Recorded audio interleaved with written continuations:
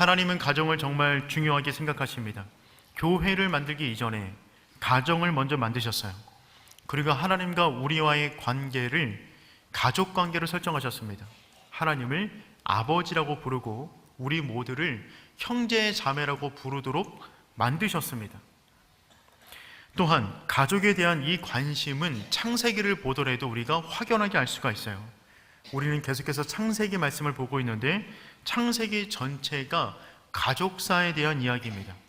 그 가족 가운데 흐르는 하나님의 구원의 이야기가 창세기 이야기가 되는 것입니다. 일전에도 한번 말씀드렸지만 창세기 전체 가운데 족보, 텔레도트라고 하는데 이 족보가 11번 등장합니다. 중요한 순간마다 등장하고 있고 특별히 데라의 족보는 11번에 나오는 족보 가운데 6번째 등장해요. 정중앙에 있습니다. 그 데라의 족보 가운데 아브라함이 등장합니다. 그러니까 창세기 전체 구조는 어떻게 만들어졌냐면 아브라함을 중심으로 앞에 5개의 족보가 나오고 뒤에 5개의 족보가 나오는 모습으로 창세기 전체가 구성되어져 있어요. 즉 창세기의 구조만 보더라도 하나님이 가족을 얼마나 중요하게 생각하는가를 알 수가 있는 것입니다. 우리는 창세기 12장부터 말씀을 살펴보고 있는데 그 전체 내용이 아브라함, 이삭, 야곱, 요셉으로 이어지는 한 가문의 4대에 걸친 이야기가 창세기 12장부터 50장까지 내용이 되는 것입니다. 그런데 각자의 이야기는 개별적인 이야기이면서 서로에게 연결되어져 있어요. 아브라함의 삶은 이삭에게 영향을 미치고 이삭의 삶은 야곱에게 영향을 미치고 야곱의 삶은 요셉에게 영향을 미치고 있습니다. 즉 부모의 삶이 자녀들에게 영향을 미친다는 것입니다. 그냥 영향이 아니라 절대적인 영향을 미치고 있어요. 부정적이든 긍정적이든 부모의 삶은 자녀에게 영향을 미치게 됩니다. 그러니 모든 부모는 하나님 앞에서 책임감이 있는 인생을 살아야만 합니다. 하나님은 부모의 인생을 통하여 하나님을 보여주세요. 자녀들이 하나님을 볼 수 없어서 하나님은 하나님 대신 부모를 자녀들에게 선물로 주신 것입니다. 그러므로 모든 부모는 이 땅 가운데 살아갈 때 하나님이라면 이 자녀에게 어떻게 말씀하셨을까? 하나님이라면 이 자녀를 어떻게 대하셨을까라는 그 마음을 가지고 자녀를 대해야만 합니다. 또한 모든 자녀들은 부모를 대할 때 하나님을 대하듯 공경해야만 합니다. 하나님은 우리 가정 가운데 정말 하나님의 은혜가 가득하기를 원하십니다. 너는 복이 될지라. 올해 1년 우리가 이 표를 안고 살아가고 있는데 하나님의 복이 첫 번째로 임할 장소가 어디냐면 가정이어야만 합니다. 가정이 건강해야 교회가 건강한 것입니다. 가정이 건강해야 국가가 건강한 것입니다. 우리 가운데 주어진 그 복이 가정 주변으로 흘러넘쳐 여러분을 통하여 선한 영향력이 이루어지기를 축복합니다. 아브라함은 북방연합군과의 전쟁을 통하여 가정에 대한 열망이 더 커졌어요. 자기의 인생이 언제 끝날지 모르는데 이렇게 허무하게 끝나는 것이 아니라 하나님의 약속대로 빨리 자녀를 보고 빨리 가정을 일구기를 원했습니다. 그런데 하나님께서 말씀하신 약속이 계속해서 지연되는 것입니다. 그 가운데 아브라함의 마음은 조급해졌어요. 그래서 지금 이 순간 하나님께서는 아브라함의 그 마음을 이해하시고 아브라함을 다가와 가정을 향한 2가지 약속을 말씀해 주십니다. 오늘 우리가 이 본문의 말씀을 통하여 이 아브라함은 가정 가운데 약속하셨던 그 약속이 우리의 약속으로 믿어지는 복된 시간 되기를 축복합니다. 첫 번째, 하나님께서 아브라함에게 주셨던 약속은 어떤 약속이냐면 자녀에 대한 약속입니다. 첫 번째로 자녀에 대한 약속을 말씀해 주십니다. 우리 5절 말씀 함께 읽어보겠습니다. 그를 이끌고 밖으로 나가 이르시되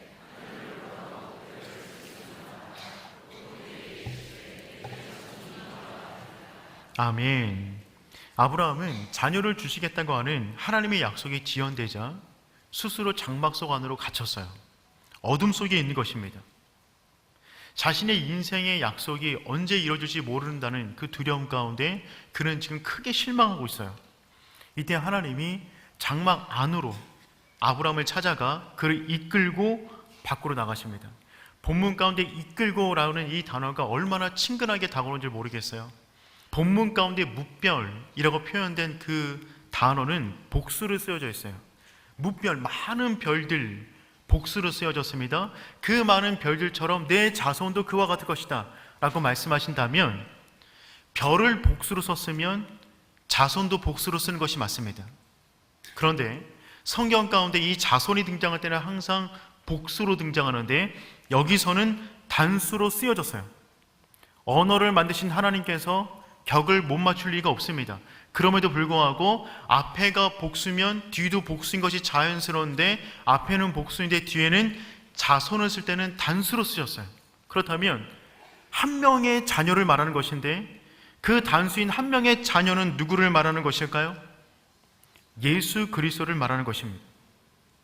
그 수많은 별들처럼 너 자손이 진짜 많을 거야. 그런데 저 별, 저 한 별, 그 한 별을 가리키면서 내 자손이 이와 같으리라 라고 하는 말은 무슨 말이냐면, 수많은 자녀가 있겠지만 그 자녀 가운데 그 자손이 바로 메시아 예수 그리스도가 너로부터 나올 것이다 라고 지금 그 엄청난 비밀을 말씀하고 있는 것입니다. 성경은 성경으로 푸는 것이 맞습니다. 이 본문의 말씀에 대하여 사도 바울은 다음처럼 해석했어요. 갈라디아서 3장 16절 말씀 우리 함께 읽겠습니다. 이 약속들은 말씀하신 것인데 여럿을 가리켜 그 자손들이라 하지 아니하시고 오직 한 사람을 가리켜 내 자손이라 하셨으니 곧 그리스도라. 아멘. 많은 사람을 가리켜 내 자손들이라고 하신 것이 아니라 오직 한 사람을 가리켜 자손이라 하셨는데, 그가 누구라고요? 그리스도라. 그러니 지금 하나님은 놀라운 비밀을 아브라함에게 지금 이 순간에 말씀하고 계신 것입니다. 아브라함의 자기 가정을 향한 소원은 단 한 가지였어요. 아들 한 명 있었으면 좋겠습니다. 그 아들 한 명 있었으면 좋겠습니다가 아브라함의 전체 생각이었는데, 하나님의 아브라함을 향한 생각은 훨씬 컸습니다. 그냥 한 자손이 아니라 너를 통하여 예수 그리스도가 올 것이다. 그 계획이 있으셨어요. 사랑하는 성도 여러분, 내가 내 가정을 향한 나의 생각보다 하나님이 우리 가정을 향한 그 생각이 더 크고 위대하고 아름다운 줄 믿습니다. 그 믿음이 있기를 축복해요. 우리의 생각과 하나님의 생각은 달라요. 다른 것은 틀린 것이 아닙니다. 다르기 때문에 더 놀라운 것이죠. 아브라함은 단지 자신의 가정이 잘 되기를 바랬어요. 그냥 대가 이어지기를 소원했습니다. 그것이 전부였어요. 하지만 하나님은 그것이 전부가 아니었어요. 그 한 가지를 통하여 놀라운 일을 이루시는데, 그를 통하여 메시아가 이 땅 가운데 옴으로 말미암아 아브라함이 정말 믿는 자들의 조상이 되기를 원하셨습니다. 사랑하는 성도 여러분, 하나님은 지금도 우리 가정과 우리 자녀와 우리 인생을 향한 큰 계획을 가지고 계십니다.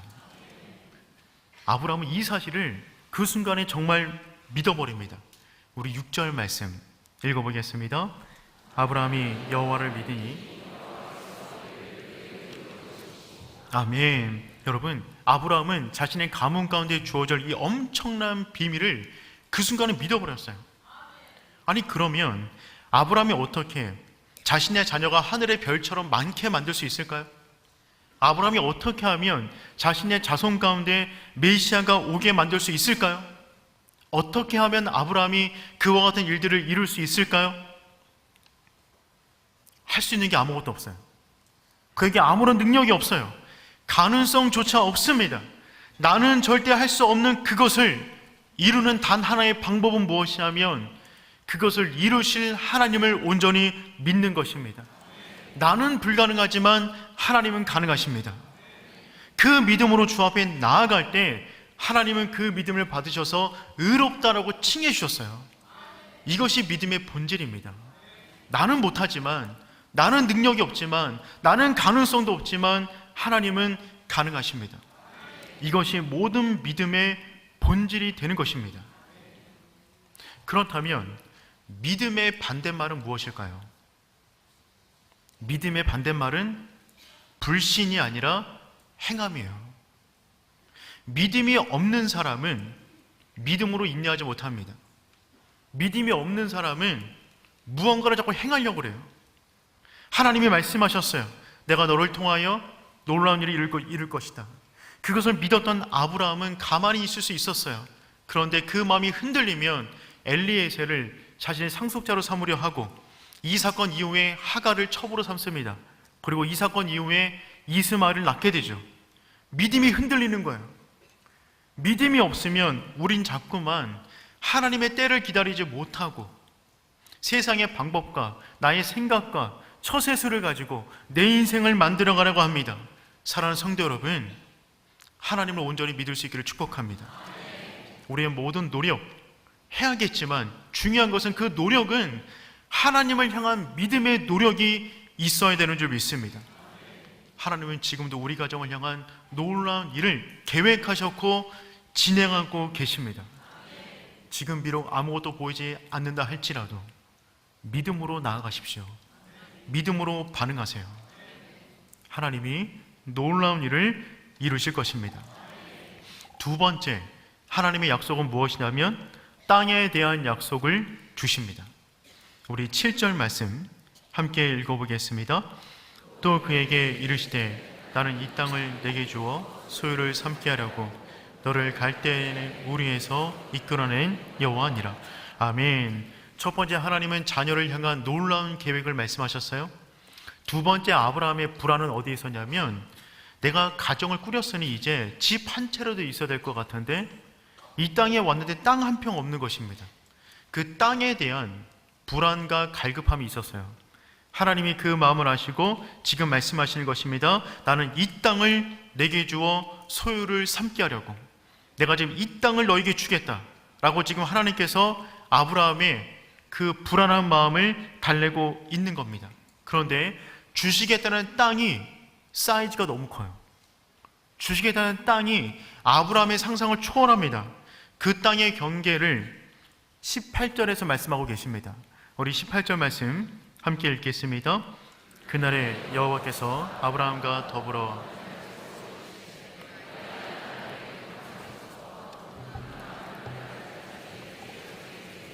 아멘. 하나님께서 이 땅을 내게 주겠다라고 말씀하신 다음에 그냥 막연하게 말씀하신 것이 아니라 구체적인 땅의 경계를 말씀하셨어요. 애굽강에서부터 유브라데까지, 애굽강에서부터 유브라데까지 내 자손에게 전부 주겠다는 것입니다. 아브라함은 단지 자신의 가족이 살아갈 작은 땅을 원했어요. 그런데 하나님께서 그의 인생을 향해서 계획해 주셨던 삶의 경계는, 그의 땅의 경계는 애굽 땅에서 유브라데까지 구체적으로 하나님께서 넓은 범위의 땅을 말씀해 주십니다. 이 땅 안에는 이미 본문의 19절부터 21절까지 말씀 보면 10개의 부족이 이미 그 땅 안에 살고 있었어요. 그럼에도 불구하고 하나님은 선포하십니다. 이 모든 땅을 너와 내 자손에게 주노니. 주노니는 완료형입니다. 완료, 이미 주었다는 것입니다. 하나님은 시간에 구속받지 않으세요. 피조물인 인간은 과거, 현재, 미래에 같이 살지만 시간을 창조하신 하나님은 시간 위에 계시기 때문에 시간을 초월하게 계십니다. 그래서 그분은 모든 것을 완료형으로 말씀하세요. 이 땅을 내게 주노니. 그런데 이 땅을 직접 다 차지하게 된 것은 1000년이 지나서 다윗과 솔로몬 때입니다. 하지만 하나님은 지금 현재 가운데 그들의 미래를 똑같이 보고 계시기 때문에 완료형으로 말씀하신 거예요. 내가 이 땅을 내 자손에게 주노니. 사랑하는 성도 여러분, 하나님께서 우리 가정의 미래를 보고 계십니다. 그러니 그분의 말씀은요, 당대에 다 이루어지지 않을 수도 있어요. 우리 눈으로 못 볼 수도 있어요. 아브라함도 못 봤습니다. 하지만 그의 자손들이 믿음을 따라 누리게 되는 것입니다. 성도 여러분, 하나님은 우리 땅의 경계를 설정해 놓으셨어요. 매우 구체적입니다. 우리는 지금 몰라요. 하지만 하나님의 계획 속에 전부 다 있음을 믿기를 축복합니다. 아브라함은 작은 집 하나 구했는데 하나님은 땅의 국경을 말씀하세요. 우리 가정을 향한, 우리의 계획보다 하나님의 계획이 더 크고 아름답습니다. 그리고 하나님은 지금도 우리의 삶의 지경을 넓히기를 원하세요.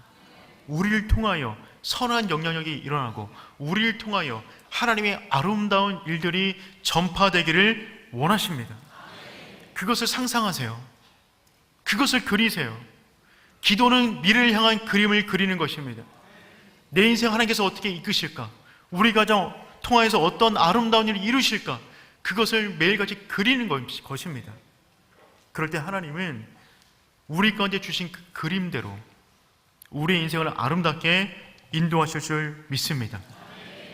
가정이 모일 때마다 가정을 향한 거룩한 상상력이 증폭되어지는 아름다운 가정 되었으면 좋겠어요. 가정이 모일 때마다 소망의 이야기가 아니라 서로에게 상처 주는 이야기, 가슴 아픈 이야기, 그런 이야기가 가득한 것이 아니라 서로가 서로를 바라볼 때마다 폭삭 속았수다. 수고 많으셨습니다.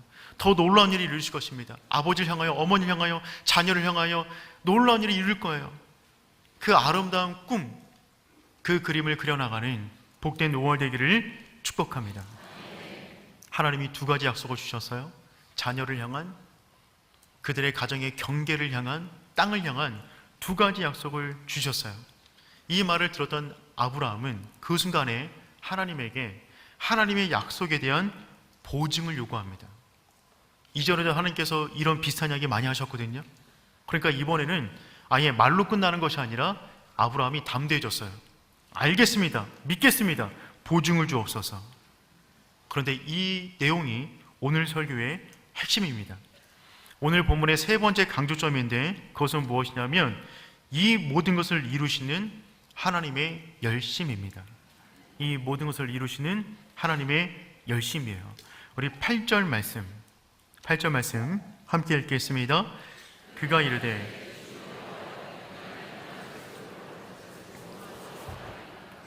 아브라함은 지금 이 순간에 하나님이 약속하신 그 자녀와 땅, 그것이 내 소유가 된다는 것을 내가 무엇으로 알겠습니까? 확실한 징표, 보증을 서주세요 라고 요구합니다. 이것은 믿음이 없는 사람의 요구가 아니에요. 믿음이 없으면 무시하면 그만입니다. 믿음이 있어요. 그것을 믿는데 나의 연약한 믿음을 위하여 한 가지 보증을 좀 주세요 라고 지금 간구하고 있는 것입니다. 이 말에 대하여 하나님은 그 유명한 횃불 언약을 이 자리에서 이루십니다. 우리 9절 말씀 함께 읽어보겠습니다. 여호와께서 그에게 이르시되 나를 위하여 3년 된 암소와 3년 된 암염소와 3년 된 숫양과 산비둘기와 쥐비둘기 새끼를 가져올지니라. 하나님께서 지금 내가 너에게 약속한 이 약속이 반드시 이루어질 것인데 그 보증으로 서로 언약을 맺으십니다. 하나님께서 아브라함에게 말씀하십니다. 암소, 암염소, 숫양, 산비둘기, 쥐비둘기를 가지고 와라 라고 말씀하세요. 이제 언약을 체결하라고 하는 것입니다. 이때 언약은 어떤 언약이냐면 짐승을 가져온 다음에 그 짐승을 반으로 쪼개게 만드십니다. 짐승을 반으로 쪼갠 다음에 서로 마주보게 만드는 거예요. 그러면 그 사이에서 피가 나와 그 가운데는 피로 흥건하게 됩니다. 그런 다음에 당사자 계약자 2명이 그 피가 있는 그곳으로 동물 사이를 지나가는 것입니다. 이것은 어떤 계약이냐면 만약에 이 약속을 어기면 누군가는 이 짐승들처럼 죽는다는 언약이에요. 이 언약은 굉장히 엄중한 언약입니다. 그래서 이 언약을 저주 언약이라고도 부릅니다. 어기는 사람은 짐승들처럼 죽는다. 그러니 목숨을 건 언약을 지금 행하는 것입니다. 아브라함은 하나님의 말씀을 따라서 짐승을 가져다가 반으로 쪼갰어요. 그 가운데 새들은 너무 작기 때문에 쪼개지 않고 큰 짐승만 쪼갠 다음에 사이를 마주보게 하고 지금 하나님의 음성을 기다리고 있는 것입니다. 어느덧 해가 지고 있어요. 12절 말씀 읽어보겠습니다.